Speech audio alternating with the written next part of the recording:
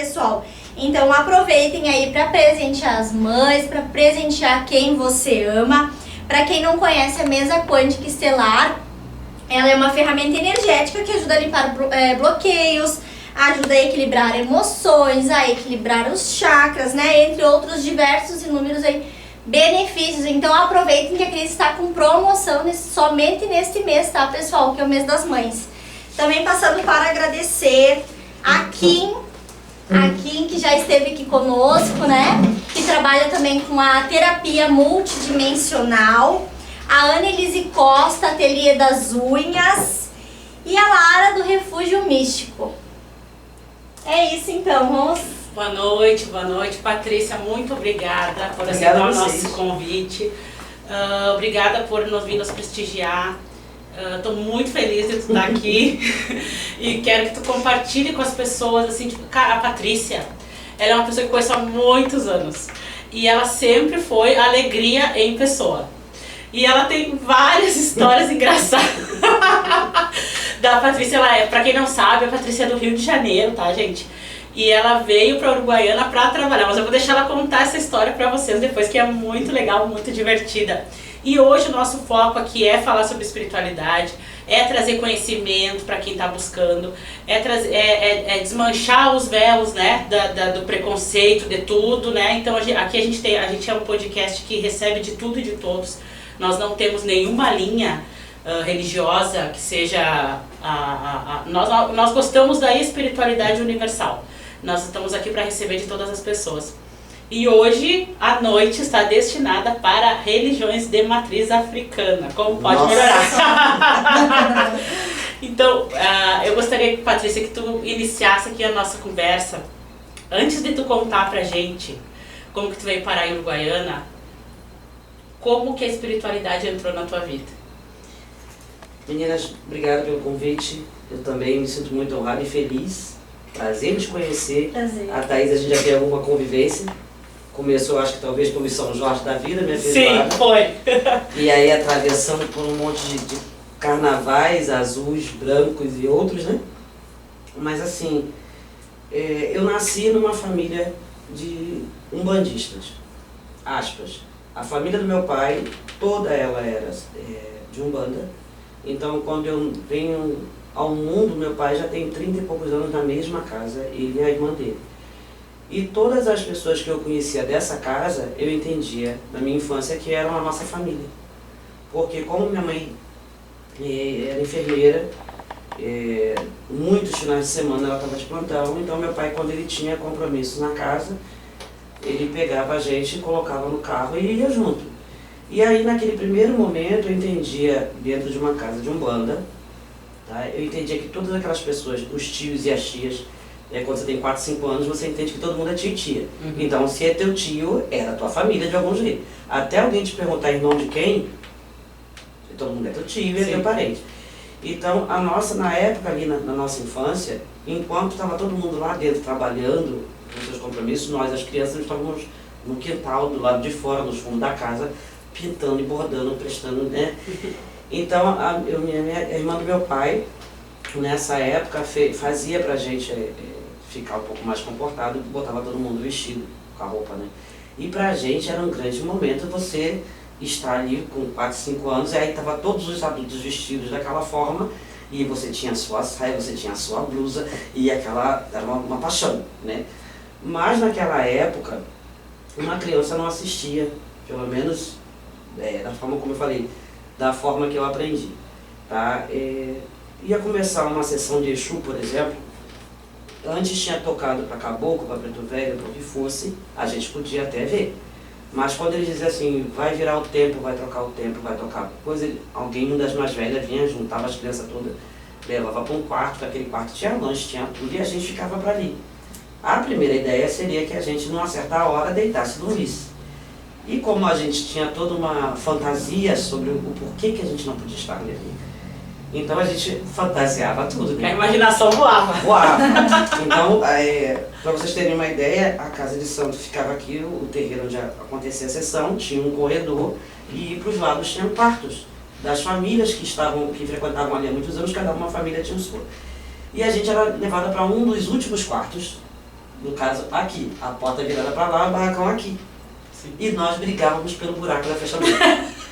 Porque na nossa cabeça, a gente olhando por ali, a gente conseguia saber pra cá o que acontecia lá. Sim. Então, quando a gente escutava uma gargalhada ou que a gente escutava alguma coisa, na nossa fantasia, o chão da casa de santo devia abrir. Porque se vai tocar Prechu, eles não, a gente não pode ver, vai ver que o chão abre, sai, né? Aquele fogaréu. O dia que a gente alcançou uma idade que a gente pôde assistir, a gente achou a coisa mais sem graça do mundo. Claro, imagina. Não aconteceu nada. O chão não abriu, e por quê? Ninguém voou. Sabe? Ninguém tinha rabo, ninguém tinha chifre, então por que a gente não podia ter visto isso antes? E não fazia sentido, né? E a gente também não tinha o direito de ficar questionando, porque se a gente começasse a fazer pergunta para os mais velhos, eles diziam assim, cala tua boca, vai pra dentro. Então, pra gente ficar mais tempo e saber de mais alguma coisa, era quieto e calado. Então, ali naquela fase ali, na Umbanda teve os primeiros preceitos, que a gente também não entendia a importância e nem a gravidade daquilo. Mas, na época, o dono da casa, ele faleceu com 99 anos.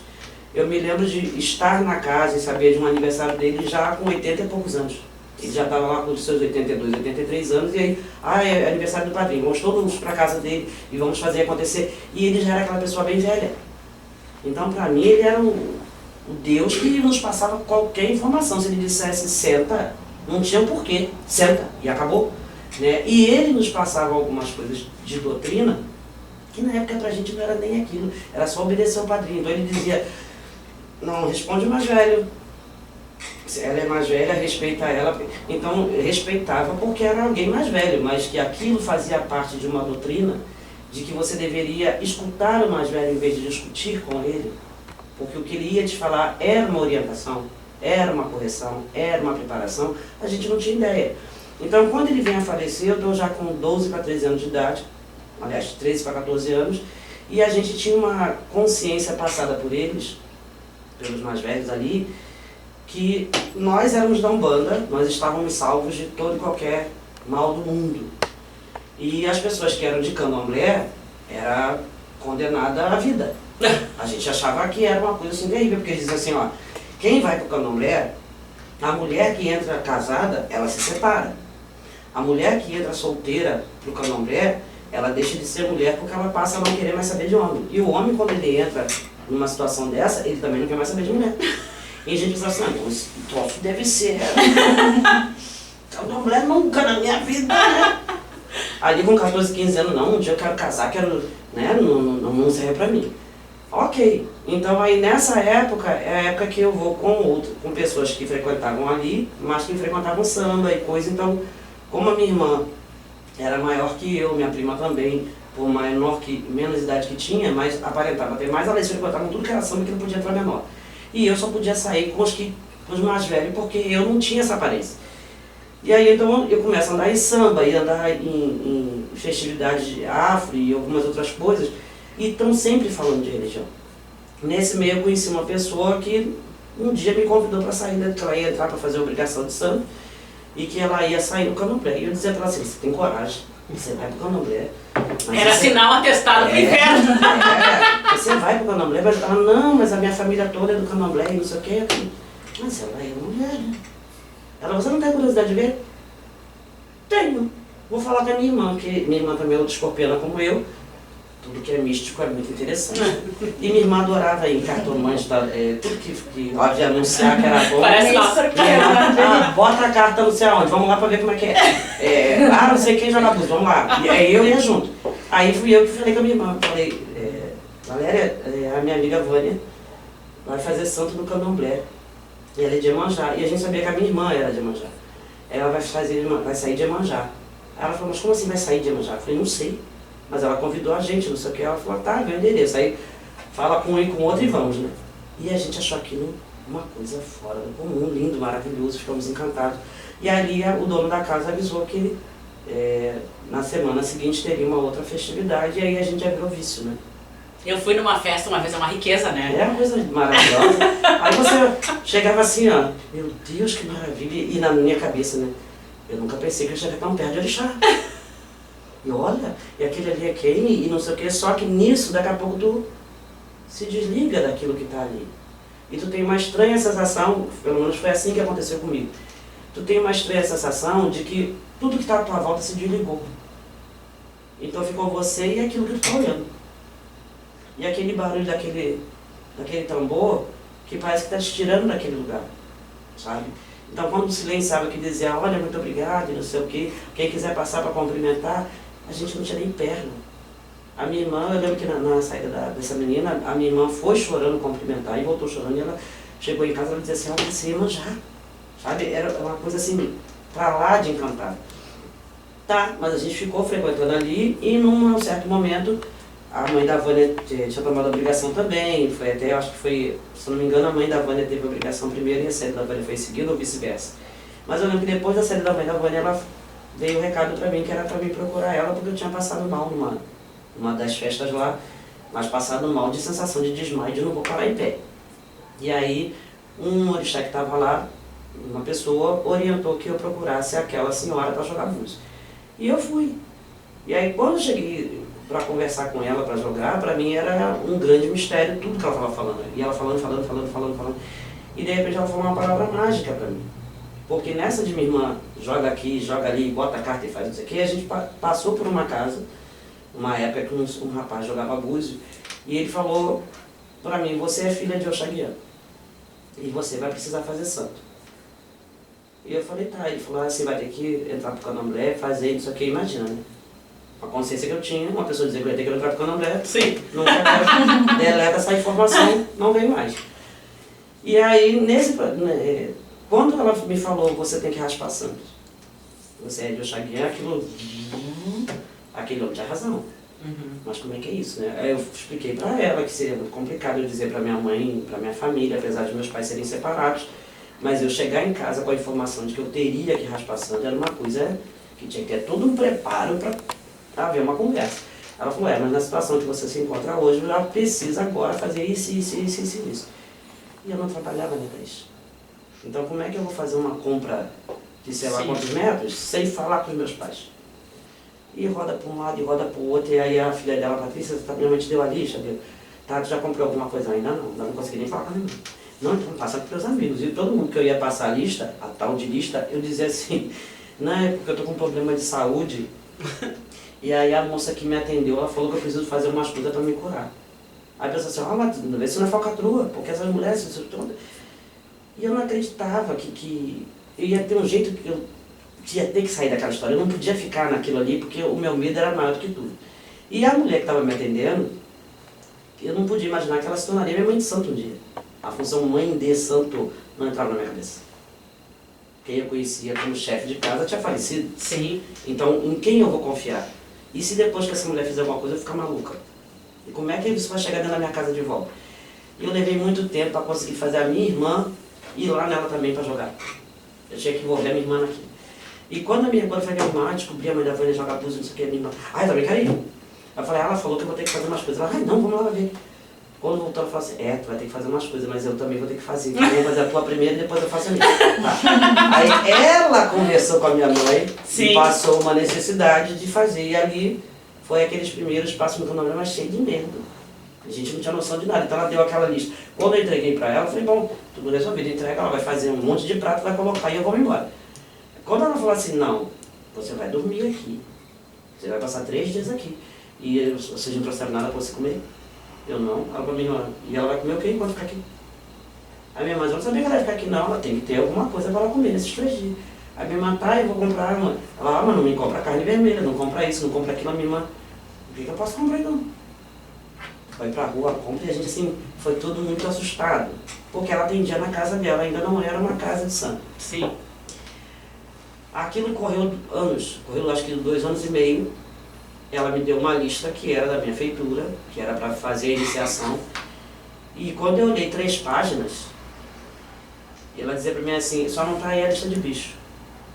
E eu pensava, para que bicho? Mas ela não vai ficar fazendo pergunta, ela já me falou que tudo que eu pergunto ela diz, não tá no teu tempo, compra aí numa coisa. E eu fui indo e dizendo que ela perguntava, como é que tá a lista? Tá andando. Tá. Mas ela não tinha noção que era muito pequeno os passinhos que eu estava dando. Um belo dia, ela teve uma festa na casa dela, que ela fez na própria sala, uma festa de herê, de Cornamião, e a gente acabou aquele, até todo mundo botou suas roupinhas, já tinha uma função de fazer a roupinha e tudo, mas ainda não era a casa, era a sala da casa dela. E ali no dia seguinte, nós dormimos na casa porque ficou tarde, não tinha ônibus para voltar para casa. De manhã ela passou mal. E aí a filha dela, que a gente ainda na saída, foi buscar o pai de santo dela para socorrer ela porque ela não estava respondendo. Tipo, abriu o olho, mas não conseguia falar.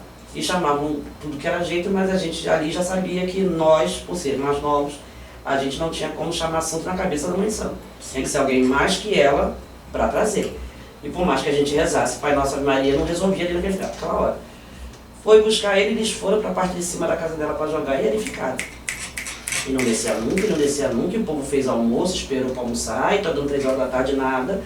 Quando eles desceram, ela e ele, o pai de santo dela, sentou, e eles só falaram, olha, ela vai ter que fazer uma coisa para ela aqui, tem que começar a casa tem que ser feita, por enquanto o orixá aceitou que faça aqui na parte de cima da casa, na laje da casa dela, até que vocês tenham condições de fazer melhor. Mas tem muita coisa para acontecer e a gente precisa organizar isso. Aí, éramos aqui, eu acho 6 ou 8 filhos de santo. Não, o que precisar fazer para ajudar ela faz por nós, vamos fazer por ela, né? Aí ele falou, posso confiar em vocês? Pode. Vocês confiam em mim? Confia. Você me dá a sua mão? Eu falei, dou. A outra minha irmã, a Selma. Você me dá a sua mão? Ela dou. E a gente deu a mão pensando, vamos ajudar a mãe santo, né? Ali a gente abraçou a espiritualidade sem sentir. Quando a gente acordou de novo, porque aquilo ali foi... E de um desmaio que a gente, quando acordou, a gente já estava dentro da casa de santo, de obrigação, iniciando. Tipo, o que eu não comprei em 2 anos, alguém tinha que se virar para botar ali dentro. E aí todos eles ali foram se unir para comprar o que precisava, não só mais para mim, mas para mim e para essa minha outra irmã. E essa minha outra irmã tinha um filho pequeno. O filho dela estava com uns 3 anos na época, e ele ficou conosco ali todo aquele processo. Então ali se iniciou uma coisa que a gente até então não tinha noção zero. O que realmente é. O que é candomblé, onde é que a gente está entrando. Mas se o orixá me apagou e eu estou aqui dentro, eu não sei que tempo tem que eu fico, da hora que eu dei a mão até aqui, eu não sei quanto tempo passou. E nem sei te explicar, e nem posso te explicar tudo que eu senti naquele momento. Mas foi para lá não é normal. Sabe? Não foi, como hoje eu vejo muitas situações que as pessoas conseguem, eu estou com orixá, pronto. E olha, você faça isso, faça aquilo, faça aquilo. Comigo, pelo menos, o processo foi muito demorado. Naqueles 2 anos que se passou, eu não recebi santo nenhuma vez.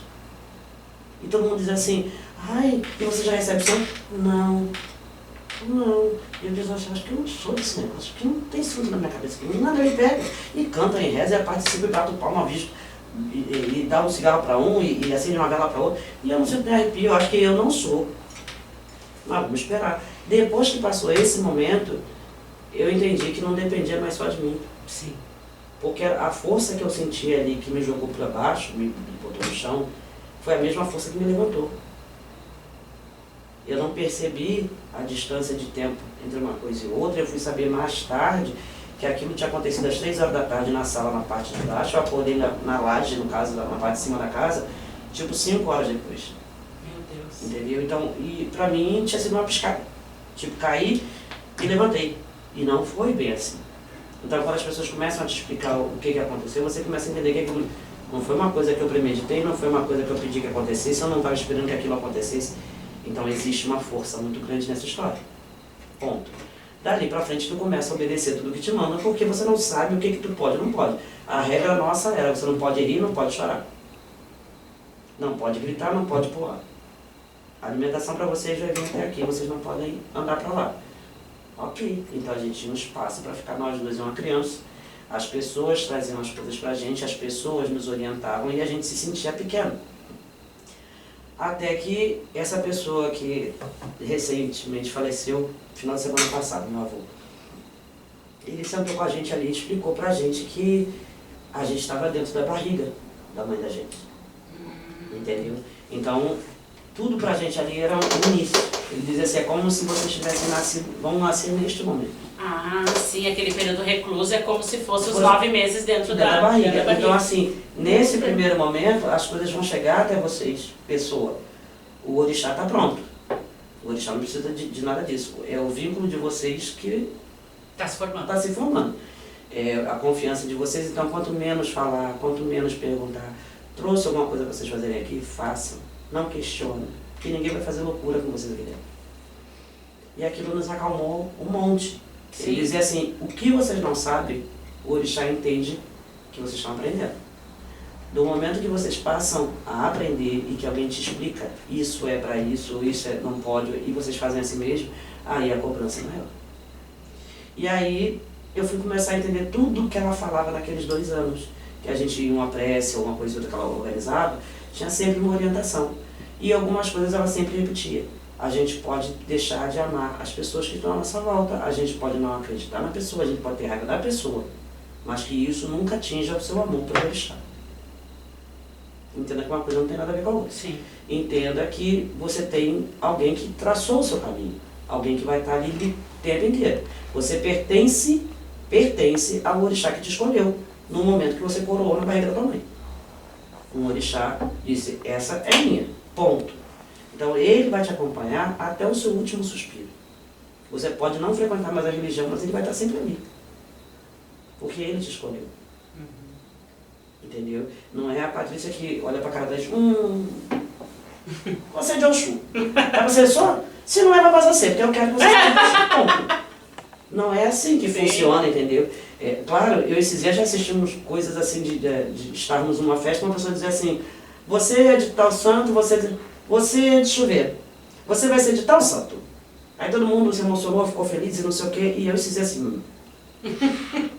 Como assim? Eu escolho, sabe? E aí, muita coisa você vai ouvindo e vai aprendendo. Então, num primeiro momento, os meus mais velhos sempre dizem a mesma coisa. O arroz da sua casa, você faz do seu jeito. Se você bota sal, se você bota alho, muita água, pouca água, se você gosta de empapado, se você gosta sem sal, é a sua casa. É esse arroz que alimenta a você e aos seus. Ponto. Se o dela é feito diferente, não te interessa. Se o dela alimenta os dela e faz os dela feliz, você não tem que impor que o seu arroz é que é o certo. Exatamente. Ponto. Isso serve dentro da tua religião como dentro da tua vida. É respeito, né? Essa montagem de informações vai acontecer para você lá na frente. Porque primeiro você... porque fulano fez isso aí. Por que fulano pode ou não posso? Qual o problema? O que te cabe? O que eu falei para você fazer? Então vai lá e faz o que eu falei para você fazer. Mas vai lá e faz o que eu falei. Aí eu era aquela que escutava, não concordava, calava minha boca. Ou eu ia chorar no canto, porque não estava me cabendo dentro de mim, mas daqui a pouco eu vi alguém ser cobrado de alguma forma muito dura, por insistir. E eu ficava apavorada com aquilo. Mas era uma correção. Lá, dentro desse mundo, eu entendi a religião, que aqui é complicado. Aqui as pessoas dizem pra mim assim, nossa casa toca o batuque desse jeito, e nação. Aí eu digo assim, qual nação? Nossa nação é tal. Já me citaram umas 2 aqui. E, mas eu acho que você é a única pessoa de candomblé aqui em Uruguaiana, né? Mas então vocês também não são estudantes de nação. Por quê? O candomblé é uma religião. Dentro dessa religião, são religiões de matriz africana de várias nações. Basicamente, algumas coisas são incomuns em todas as nações. Porém, como a questão do arroz, cada uma faz do seu próprio jeito. Então, dentro do candomblé, a nação Queto, a nação Angola, a nação Efon, a nação Jeje, as nações todas que estão dentro do candomblé, elas têm rituais diferentes dentro do quarto. Elas têm cantigas diferentes que dizem as mesmas coisas. A cantiga de Angola é diferente da cantiga de Queto, diferente da cantiga de Jeje. Entendeu? Do salão, do que canta para louvar. Dentro do quarto, cada um com seu mistério. E só quem passa por ali sabe o que ali acontece. Se você nunca viveu aquilo ali, você não tem o direito e nem por que fazer parte daquilo. Mas uma vez que você passou, se o próximo irmão que for entrar precisar de ajuda, se o dono da casa achar que você está apto a participar daquilo, ele vai te chamar e você vai ajudar naquilo que você puder. Em algum momento que a coisa ultrapassar o que você pode, muitas vezes, dependendo do que é você, tá? Que isso eu vou explicar o meu ponto de vista também. O teu orixá responde e assume a função que foi passada para você. Se ele entender que você não tem que saber daquilo, ou que a tua energia não está boa para aquilo, ele assume. Porque a vida de uma outra pessoa está em jogo. Então a gente aprende o tempo todo que cada passo, cada movimento nosso atinge o outro. E aí quando você, no caso, tem a feitura, que é essa que eu expliquei que foi no susto, passa um ano, tem uma outra obrigação, como se fosse primeira série, segunda série, terceira série. Sim. Então você tem a primeira, que acabou o primário. Ok, você já tem as primeiras noções, mas você não pode fazer muita coisa porque você não tem todo o conhecimento. Aí você vai para de 1, vai para de 3, e só depois que você passa pela de 7, o teu orixá decide se você está apto ou não de abrir uma casa ou de assumir um cargo na casa que você está, ou se você tinha que cumprir aquilo ali para você agora mesmo. Que aí é o teu coração que vai decidir se você quer continuar frequentando ou se você quer se afastar. Às vezes as pessoas se afastam porque se decepcionam com as pessoas. E aí mistura tudo. Sim. E aí se revolta e sai falando mal. Às vezes a pessoa não está satisfeita com a casa que ela está, que na hora que ela precisou, na hora do desespero acolheu, mas aí em algum momento não foi feito aquilo que ela achava que deveria ser, porque se feriu ou não, e aí ela sai. Na próxima casa que ela chega, ela comete o pior erro de todos. Ela chega lá falando o pior desta casa que ela saiu. Só que essa casa que está recebendo ela está vendo exatamente quem ela é. Que ela está de passagem. Se não fizer a vontade dela, ela vai sair também. E a próxima casa ela vai falar dessa. Então, se você não consegue entender que o arroz dela é feito de um jeito e o dela é feito de outro, a nossa religião já não serve. Se você não entende que a força tamanha que o orixá é, que a sua vaidade é o que fica por último na história, a nossa religião não te serve. Ah, mas tem muita gente aí, eu sei, infelizmente tem. Comercialmente falando, tem muita gente na rede social, tem muita gente exibindo a roupa do orixá, a roupa da entidade, botando pai fulano, pai cicrano. E da onde eu venho, a forma com que eu aprendi, a gente chega na casa de santo, a gente toma um banho de erva, banhos que foram separados para nós ou não, ou a gente mesmo que tem que preparar. Mas a primeira coisa que você faz é tirar tudo que pode e botar a sua roupa de ração, que é a roupa de trabalho, é a roupa de ficar na casa de santo. Ali não tem um strass, ali não tem uma coisa diferente. O teu brinco, se existe brinco, é pequeno, você não vai botar um brinco enorme. Principalmente se você é de um santo homem como eu, o meu orixá era de arrancar. Sabe, a minha criança era de lixar minha unha no chão da casa de santo, porque eu adorava um esmalte vermelho. E aí a hora que ela passava, ela ficava conversando com os outros e passando. Quando eu acordava tinha buraco. Isso é esmalte já. Então eu aprendi a não querer mais aquilo. Se aquilo não faz bem a minha energia que cuida de mim.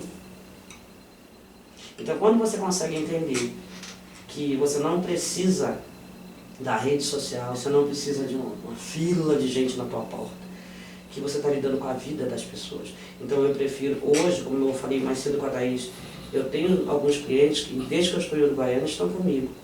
São pessoas que me ouviram e o que rolou entre nós, da informação que foi passada para eles, serviu, aconteceu, e eles deram continuidade. Nesses 18 anos a gente continua convivendo.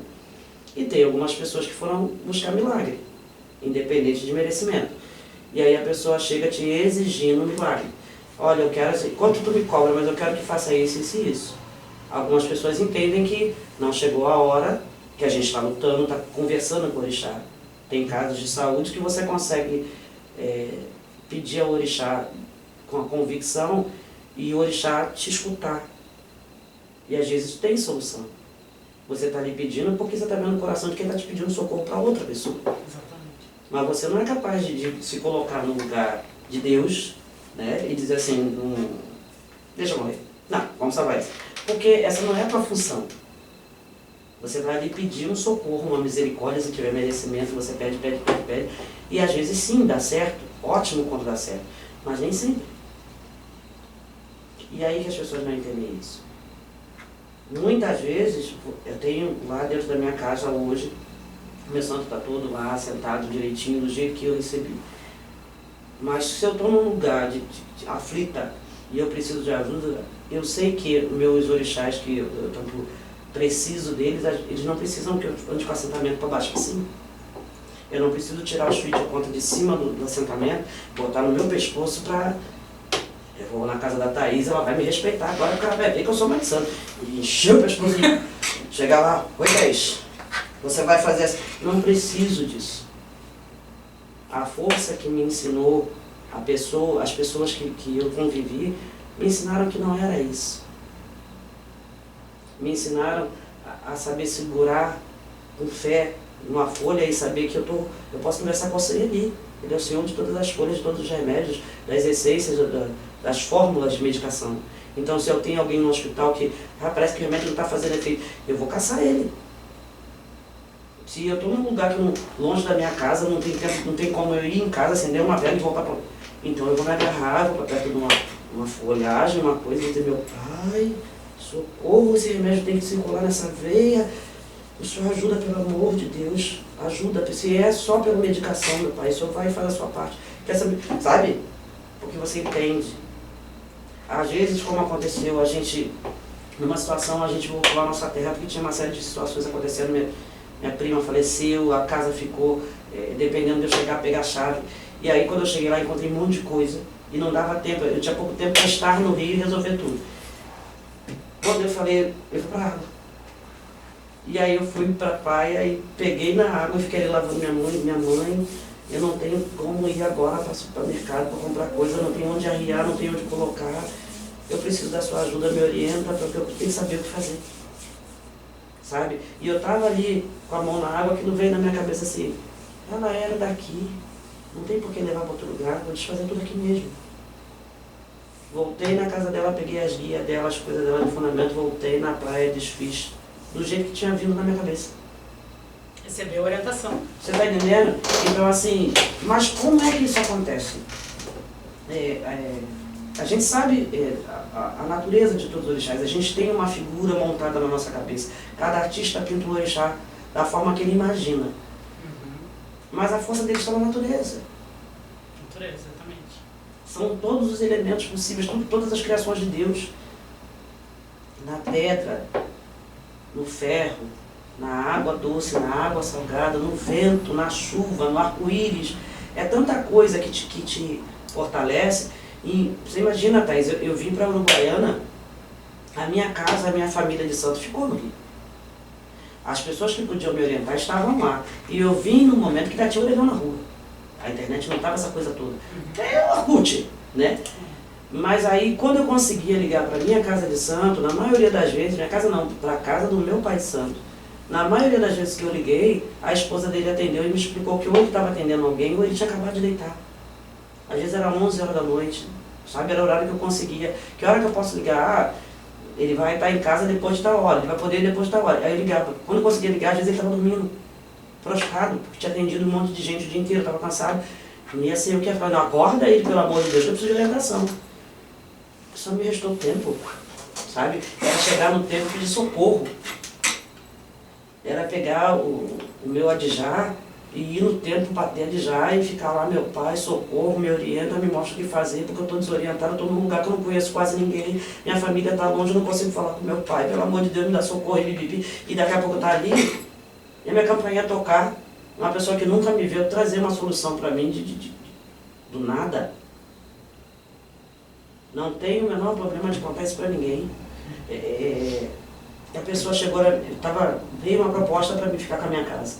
Porque eu até então eu pagava o aluguel da minha casa para uma pessoa, e naquele momento eu tinha acabado de descobrir que a pessoa nem dona da minha casa era. Então, do nada, a Caixa Econômica manda gente na minha casa para mim desocupar o imóvel que eu estaria invadindo. E eu preciso me explicar com a Caixa Econômica quando eu não sabia nem que ela tinha a ver com isso. Sim. E aí, quando eu chego lá, a menina entende que eu tinha um contrato de aluguel, eu tinha recibo de aluguel, e que o proprietário a qual eu estava pagando tinha sido um ex-proprietário da casa. E eles me fazem, olha, você pode entrar então no financiamento.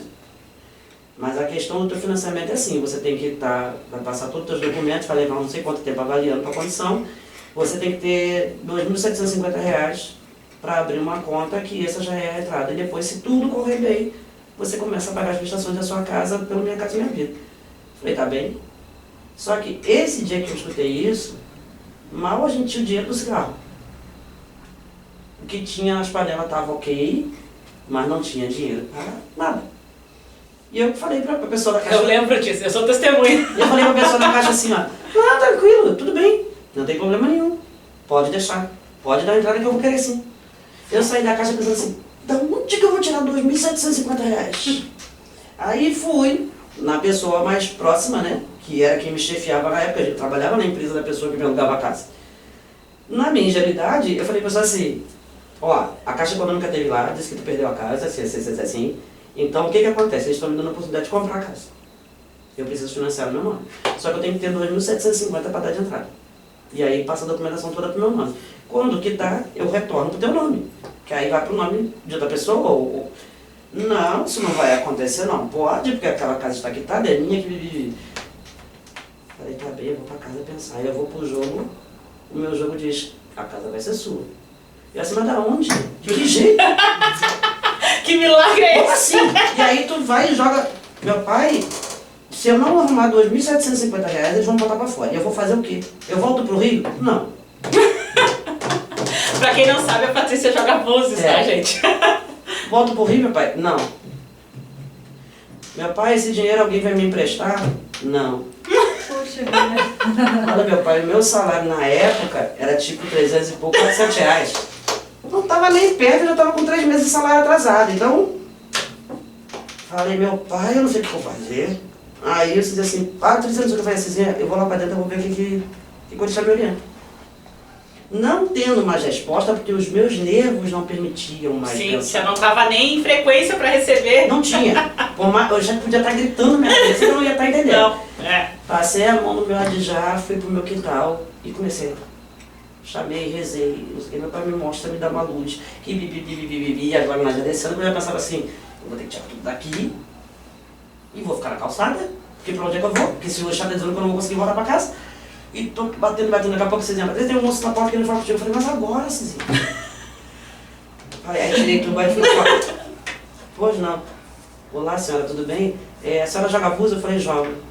A senhora poderia jogar pra mim? Eu falei, ai moço, hoje eu não posso.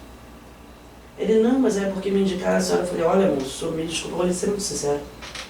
Eu hoje não tenho cabeça pra atender ninguém. Eu nunca tinha visto aquela pessoa na minha frente, nunca.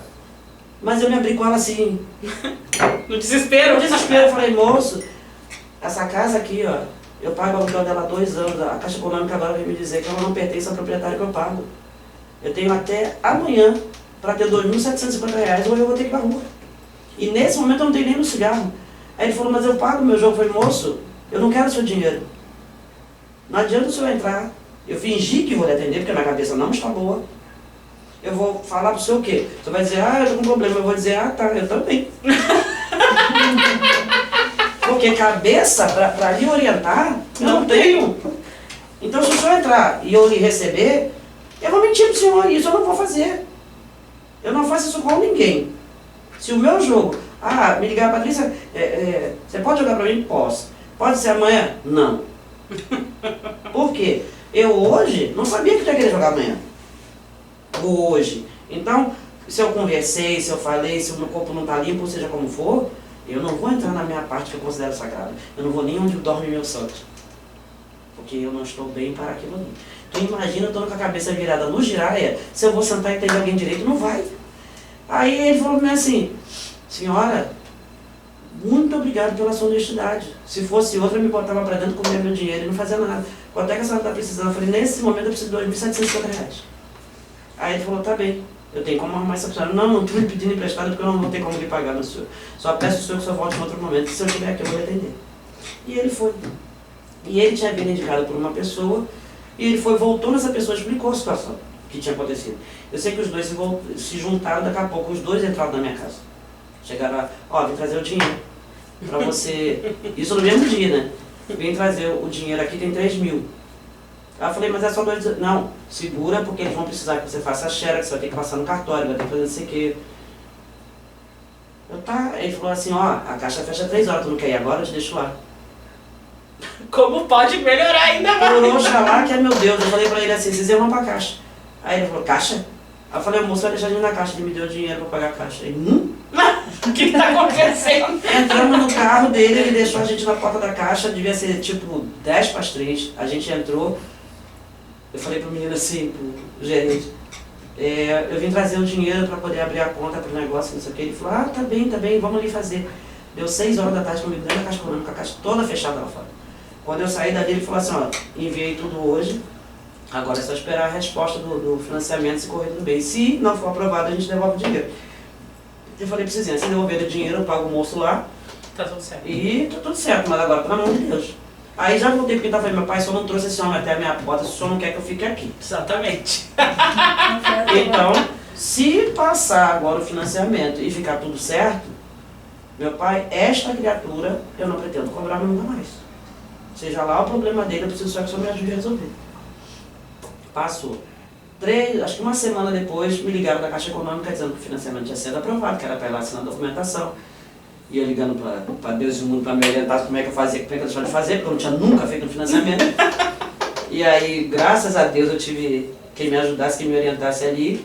Passou uma semana, essa pessoa voltou ali. Aí eu fui jogar para ele e descobri que ele estava no limite, sabe? Eu não sei o que só Deus, para segurar aquela cabeça que estava pronta para findar com tudo, esperar mais uma semana, eu passar o meu ataque de piti, para ir atender o problema dele, que era muito grave também. E aí eu sei que essa pessoa que me ajudou nessa época, é meu amigo hoje, 18 anos depois. A gente, de 18 anos meu de Uruguaiana, deve ter 16 de convivência com essa pessoa. E através dele outras pessoas vieram, e o problema dele foi resolvido naquela época graças aos orixás. E como eu sempre repito para ele, eu, Patrícia, não fiz absolutamente nada a não ser obedecer. Entendeu? Então assim, se meu jogo disser, ó, tu vai ter que botar isso, deixar tal, e vai resolver. Se é inverno, sabe que eu amo inverno, né? Uhum. Nada. Se eu tiver que passar a noite na friagem, se eu tiver que ficar com dor, seja lá como for, o dedo todo picadinho, seja lá o que for, se eu já mandar fazer, eu vou fazer. Se a pessoa vai ser grata, se ela não vai ser grata, se ela vai embora, se ela vai se ela vai falar mal de mim, eu não tô nem aí. Que de acordo com o que eu aprendi, quem tem que ficar satisfeito comigo é o orixá. Sabe? A quem eu tenho que obedecer? Ao orixá. Engana-se quem diz assim, eu vou fazer orixá tal, fazer tal coisa. Engana-se. Que a gente é muito pequenininho em relação a essa força.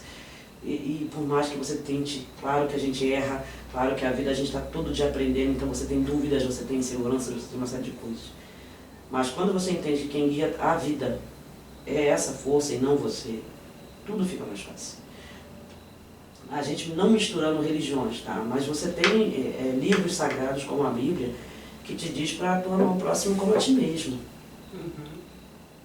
Se você amar o teu próximo, tu não vai fazer mal a ele. Uhum. O pior que ele te faça. Então muitas vezes as pessoas chegam na minha casa e dizem assim, eu quero saber quem foi que fez e o que a gente faz para... Ó, vai sentar aqui, duas coisas que não faz, tu não vai arrumar aqui. Amarração e nem eu vou matar ninguém. Não sou adepta de, tu tá com uma enxaqueca, me traga 15 galinhas para me matar. Cara, bicho não tem nada a ver com isso. Se eu chegar a te dizer, vamos precisar de um bicho, é no último extremo. Eu já tentei de tudo, o orixá já me deu todas as respostas do mundo. Fora isso, é tudo muito sagrado, sabe? Então, respeitar o orixá, para mim é muito sagrado. Eu aprendi assim. Muito eu vi dar errado com outras pessoas, até dentro da minha própria família. Eu vi gente não obedecer ou chegar a um ponto de vaidade de achar que agora eu sou. Agora mostrar a minha casa e não deu certo. E eu desde que eu fiz santo, eu convivi com a rotina de casas de santo. Da minha casa onde eu nasci, a casa para onde eu fui assim que a minha casa fechou, a casa para onde eu segui. E eu convivi com os irmãos. O pai de santo dava orientação, mas a rotina da casa de santo era no meio dos irmãos. Então ali virava e mexia, saia uma fofoca. Virava e mexia, você não podia falar com um com o outro, porque daqui a pouco alguém misturava os assuntos. E do nada surgia alguém com ciúme da casa, ou do pai de santo, ou da mãe de santo. E aí começava ou paparicar demais, ou afastar. E aquilo ali não adiantava mudar de casa. E eu fui entendendo que aquilo ali não era só da religião, um local de trabalho também. Se o teu chefe começar a te tratar bem, se a tua chefe te der um agrado, a colega que está lá antes de você, que é a tua cabeça. Nem que isso vai custar 20 mil galinhas. E ela vai fazer de tudo para acabar com você. Mas, se você estiver forte, ela pode matar 700 galinhas que não vai fazer efeito. Porque você vai fazer o teu certo. Exato. Certo?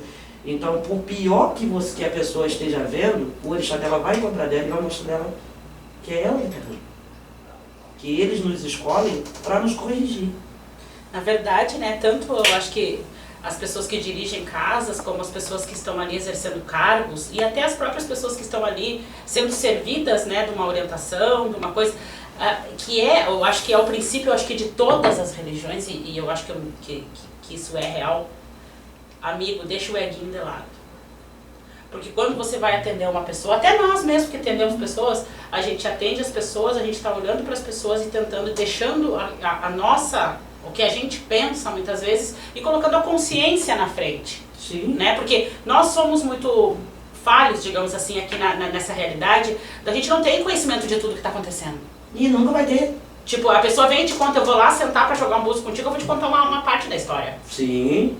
E eu vou contar a minha versão da história. E a Patrícia não tá ouvindo o outro lado. E a minha dor, né? Sim. Tipo, eu chego lá, e eu não tô dizendo que a gente não tem razão, porque muitas vezes tu tá machucado, tu tá ferido, tu vai chegar ali, tu vai contar a tua história, tu vai contar o teu problema, entre aspas, assim, e quem tá do outro lado tem que te ouvir, não só o que tu tá dizendo, além do que tu tá falando, né? Porque eu não sei, eu aprendi aqui, desde que eu iniciei esse meu caminho na espiritualidade, que não existem injustiças.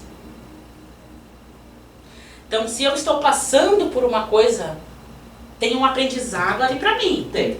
Tem um negócio, por pior que seja, tem um negócio ali que eu preciso olhar, eu preciso, né, ou preciso me corrigir, ou preciso aprender com aquele momento. E quando eu falo, às vezes também até a questão não é assim, nem só a questão de eu olhar para as coisas, de eu olhar para as pessoas, mas também não é nem a questão de eu estar olhando para aquilo que está me acontecendo e achando que aquilo é um problema tão grande, né? E muitas vezes é eu mesmo que estou causando. Eu por muito tempo, eu até comentei isso contigo, por muito tempo eu tive tanta pena de mim, que eu gostava de ficar naquele canto esquecido. Então tava todo mundo em festa, eu tava em algum cantinho. Eu procurava, sabe, a visibilidade tá no pessoal que tá tudo bem ali na frente, mas me deixa aqui, porque uma hora, eu tive um momento de tanta tristeza, sabe, na minha vida, que eu ia na casa de santo e eu pedia para os orixás para me levar embora. Eu abraçava e dizia assim, me leva contigo, me tira daqui, eu não quero mais viver. E aí eles abraçavam e apertavam e bradavam na minha orelha e me davam uma coisa para me fazer, um troço me carregar na bolsa. E eu ia para casa assim, meu Deus do céu, quem é que vai me levar? Porque nada que estava na minha vida me fazia feliz. E eu não conseguia ver um horizonte, um futuro em onde pudesse haver a mínima luz. Mas eu estando na casa de santo, se a Thaís chegasse lá chorando e precisasse ficar um dia, 2 dias, 3 dias, 1 mês, eu podia ficar com a Thaís. E eu passava para a Thaís toda uma energia de felicidade, de esperança, de batalha, de não sei o quê. Mas aqui dentro, eu estava um lixo. Então, o que acontecia? Eu podia te abraçar, te passar um monte de coisa legal, mas a hora que eu via meu pai de santo, eu entendia que ele era mais forte que eu e que ele ia aguentar. E ela achava, como eu falei para você, que ali estava na pessoa a solução para tudo. Então aquele ser humano tinha que ser, né, um semideus, para aguentar não só a mim, mas toda uma família, que todo mundo tem os seus sonhos, eu sonhei, e que aquele deu uma solução para aquele sonho, mas a gente, por muitos momentos, a gente esquecia que ali estava um ser humano, que era um chefe de família, que tinha uma esposa, que tinha filhos com problemas também, que também pagava luz, água, telefone. Então, bom, não estou comendo, eu vou contar pro meu pai. Meu pai, o negócio é tão feio que tá difícil comprar comida. Ele fez assim, vamos dar um jeito, meu filho, não, peraí. Toma aqui, vamos dividir aqui, leva, e não sei o que, tá bem. Meu pai, eu tô com um problema.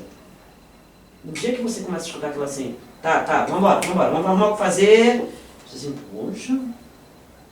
Mas aí, como eu falei pra você, quando você tá lá no fundo do poço, que tua única solução é sair, e você tem que subir para isso, ainda que não tenha a mão de ninguém para te dar, Você luta.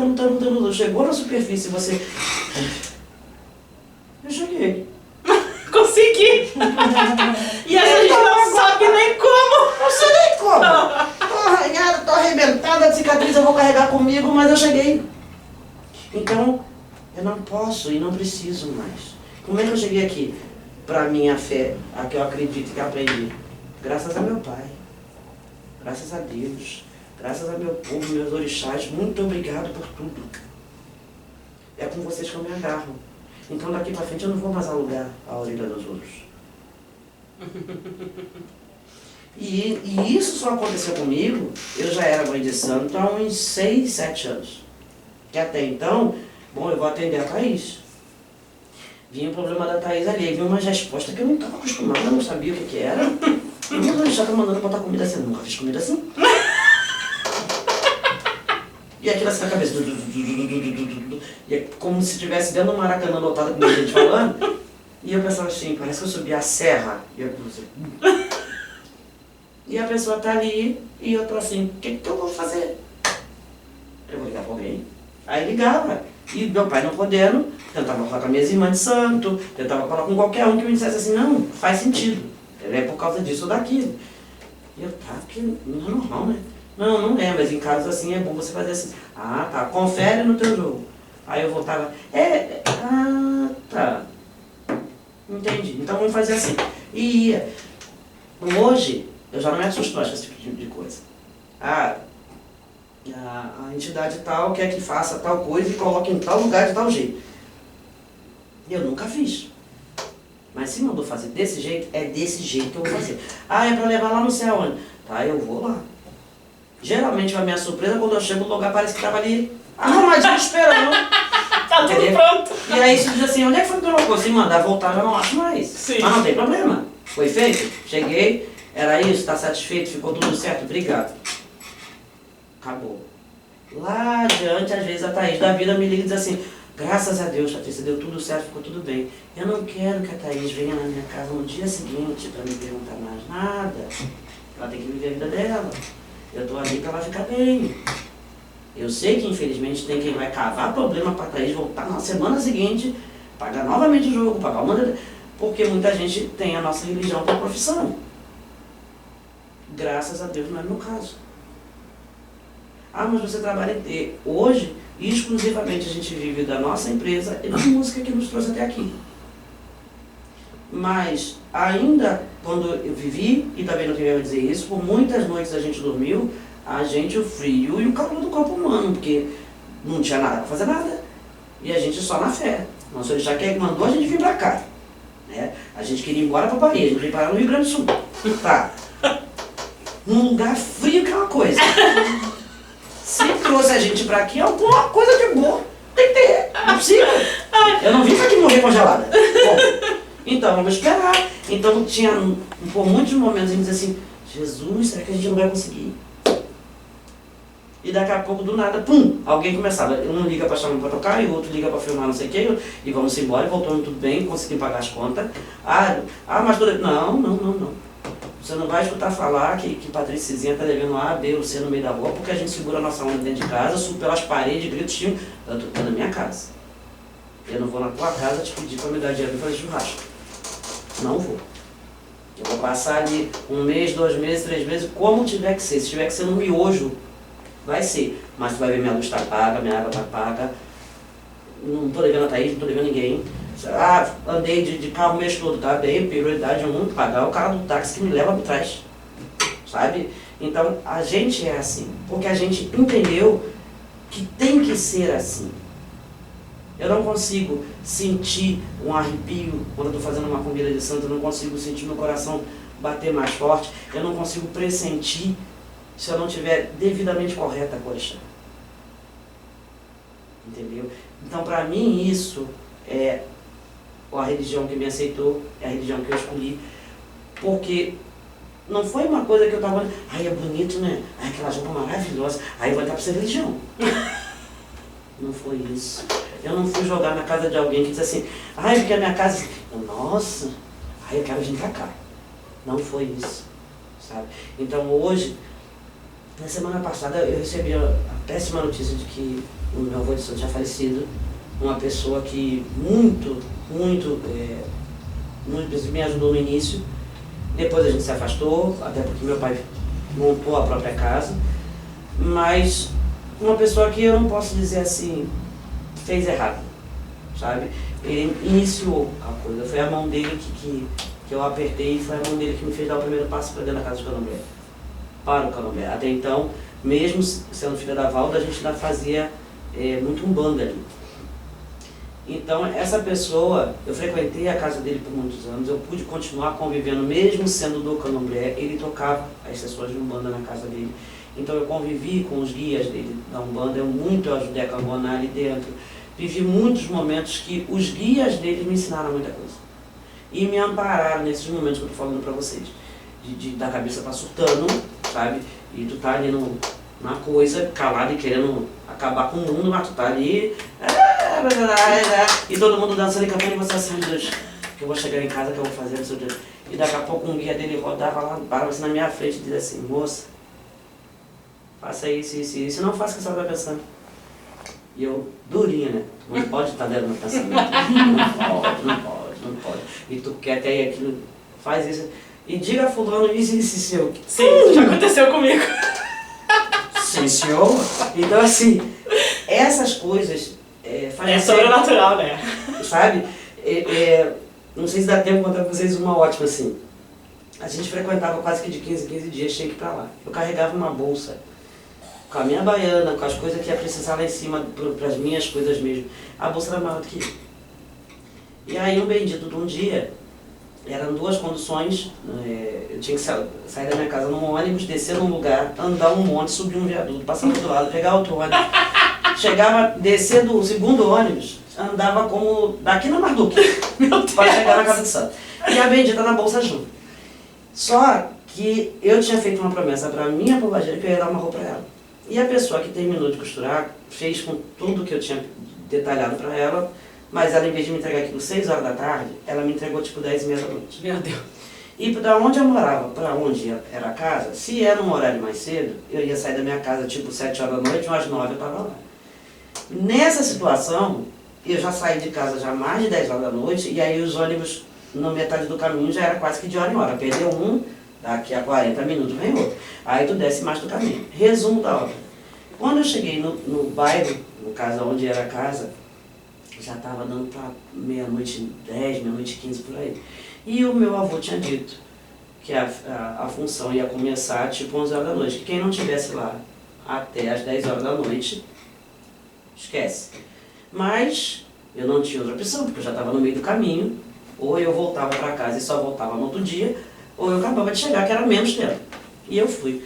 Tá, aí cheguei num pedaço do caminho, era uma escuridão. Tinha um poste aqui e outro lá, não sei onde tinha outro. Então entre um e outro, era eu e a lua, clareando, onde a árvore tampava, não tinha ninguém. Nessas alturas, você com medo, você escuta passo, você acha que passou alguém, você acha que está vindo alguém atrás de você, e aí a sombra da bolsa está te perturbando, e aí o teu cabelo solta, você já... E eu tava ali agarrada na bolsa, andando, daqui a pouco eu tive a sensação que tinha alguém andando junto comigo. Eu comecei, chama um, chama outro, e chama, daqui a pouco apareceu um cachorro preto e veio andando do meu lado. E eu tô assim, ai, tomara que esse cachorro vá comigo até lá em cima. Porque senão, se vier alguém, pelo menos a pessoa temendo um cachorro não me ataca. E eu continuei ouvindo aquele passo, eu olhava para trás e não via. Então eu tinha uma sensação, independente da parte religiosa, que o lugar não era muito legal, estava muito tarde, deserto, para alguém ficar passeando. Ainda mais uma bolsa. Com uma bolsa daquele tamanho, falei, se alguém me empurrar pelo meu cansaço, o chão já é certo. Cara, quando eu estava assim para atravessar uma pontezinha e fazer uma curva, eu senti um pássaro voar assim na minha cabeça. Assim. Meu coração veio na boca e não queria voltar para o lugar. E eu fui aquilo, e rezando, pedindo. Cheguei no portão da casa e disse, muito obrigado, seu fulano, dona ciclana, não sei quem, muito obrigado. Abri o portão, a casa na função, devia ter assim umas 30 e poucas cabeças ali em cima. Todo mundo lá, cada um fazendo uma coisa, trabalhando e cantando e não sei o quê. E eu passei, né? Sem passar nenhum pensamento. Fui lá em cima, tomei meu banho, botei minha roupinha, arrumei minhas coisas no canto e voltei para ajudar o pessoal a ver o que tinha para fazer. Quietinho. Daqui a pouco me vem um guia do meu avô, parou assim na minha frente e falou assim: falaram pra senhora vir cedo, né, moça? Não adianta vir de lá aqui me chamando a fulana, não adianta não. Então, a próxima vez a senhora chega cedo, se a senhora não puder chegar cedo, a senhora venha no outro dia. O susto que a senhora tomou foi fulana. Agora a senhora vem pra cá, fica me chamou fulana, o susto que a senhora tomou, aí fez assim, ó. Foi aquela moça lá que passou na sua frente. Ela passou e veio nos avisar, agora tá todo mundo aqui. Aí eu, né? Depois de tomar já. Quem tava do meu lado só fez assim, ó. E eu continuei quieta, né? Vou lá em cima, vou no banheiro, né? Aí uma falou assim, o que houve, Patrícia? Aí eu falei, não, aconteceu assim. Tu é louca. E tu veio por essa estrada do caminho sozinha. Falei, vim com essa bolsa e não conseguia correr. Patrícia, tu é maluca, mas olha, a gente tava aqui fazendo as coisas.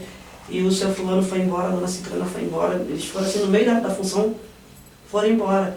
E mais ou menos uns 10 minutos antes de tu chegar, eles voltaram. Aí eu falei assim, tá. Voltei pro lugar, botei pra minha cabeça e falei assim, claro, eu chamei tanto, que eu quebrei o troço que tava concentrado. Eu falei, imagina que não era meu desespero. Mas graças a Deus, eles me ouviram e vieram ao meu socorro. Quer dizer, no outro dia, passado tudo, eu conversando com meu avô, ele falou assim, eu falei pra ele, vi um cachorro preto enorme do meu lado. Foi a minha sorte, eu confiava naquele cachorro como tudo. Ele me falou, sempre que tiver um cachorro preto do seu lado, toma besta e segue com ele. Porque normalmente é fulano, não sei o quê. Aí eu, tá.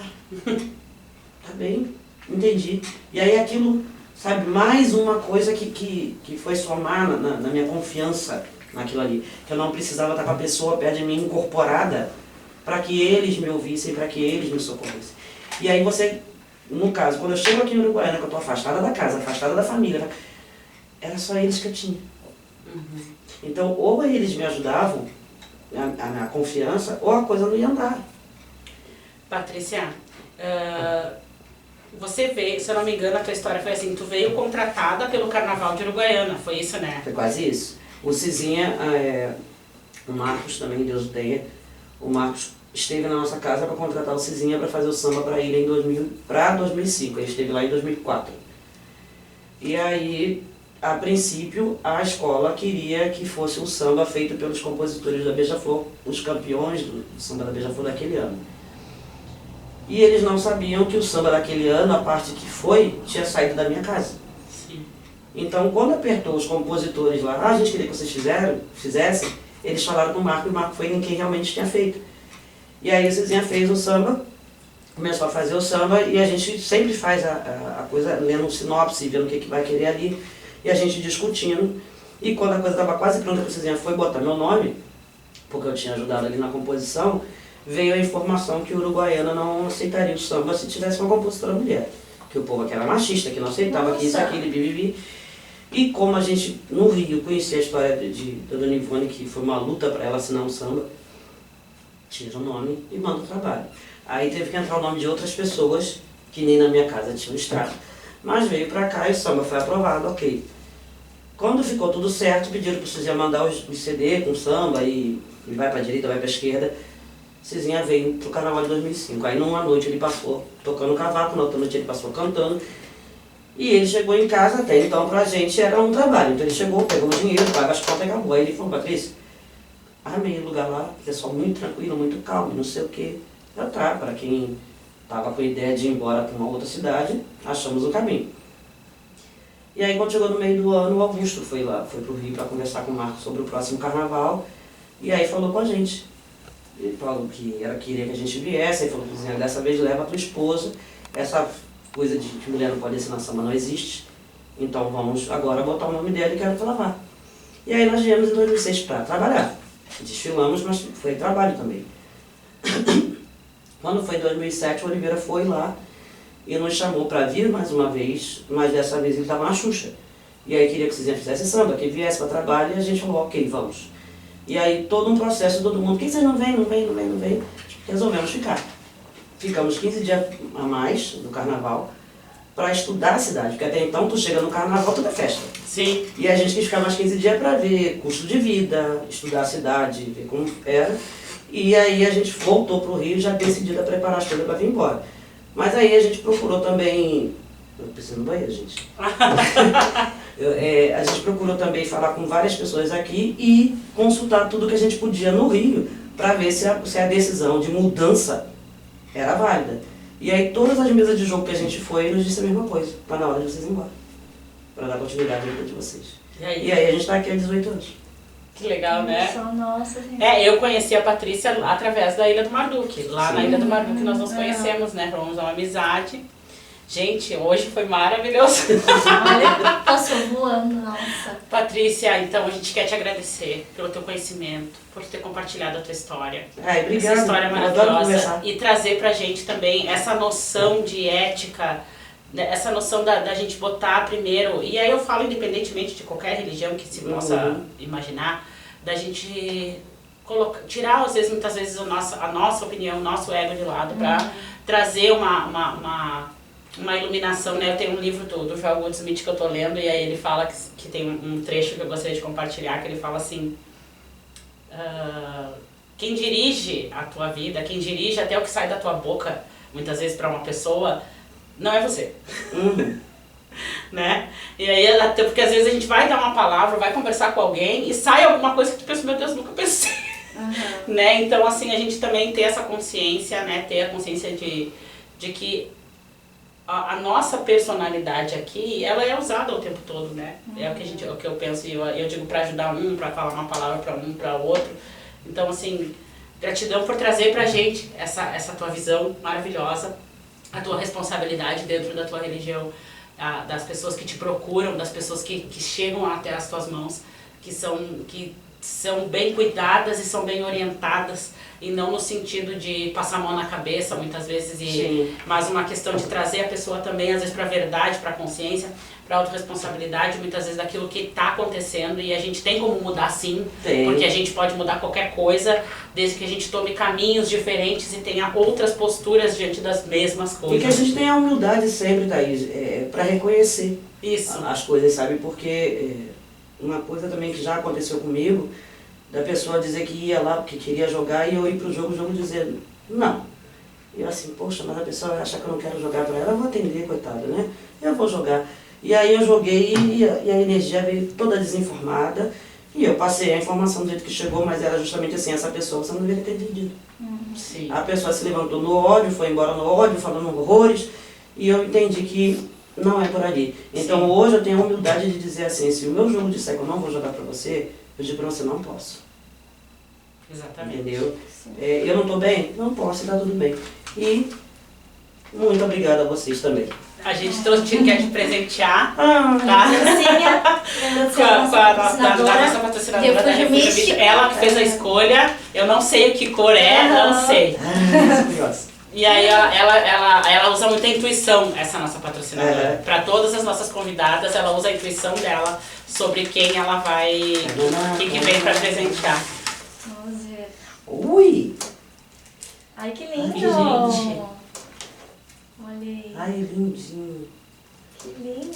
Deixa eu ver o que é aqui. Isso é pra colocar no colar, né? É uma lua e a pedra... Parece um jazz. Tudo que você precisa já está perto de você, já está dentro de Ó, você. Amém. a pedra não diz? Não? Não diz. Que volte pra ela com energia de felicidade muito o grande. vermelho. Tem mais aqui, peraí. Vamos ver. É jaspe vermelho. Jaspe. Olha aí. E tem o brinco também. Olha! Que lindo! O kit Poder completo. sobre poder.